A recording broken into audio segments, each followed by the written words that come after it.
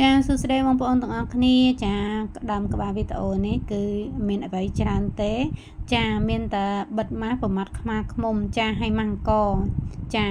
យើងបិទជាប្រចាំថ្ងៃធ្វើមុខយើងសខ្ចីភ្លឺថ្លាស្រឡឡងហើយផ្ចិតរុនរោមទៀតហើយសម្រាប់អ្នកដែលមានមុខជួមមុខអាចរុយឬអ្នកដែលសម្បូរមុនខ្សាច់មុនកាមបងប្អូនបិទចោលទៅអត់ខុសម្ដងទេវាជួយ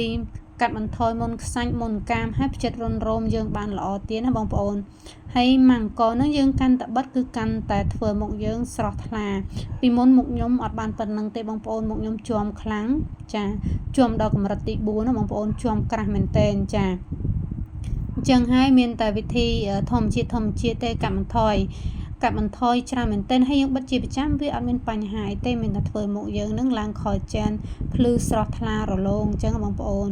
ហើយបងប្អូនកុំភ្លេចណាធ្វើទាំងអស់គ្នាទៅយើងអត់ចំណាយដើម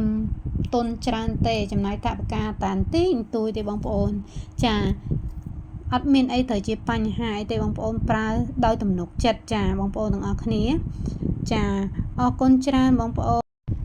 ចាបងប្អូនទាំងអស់គ្នាអរគុណច្រើនជួបគ្នានៅវីដេអូក្រោយៗទៀតណាបងប្អូនចា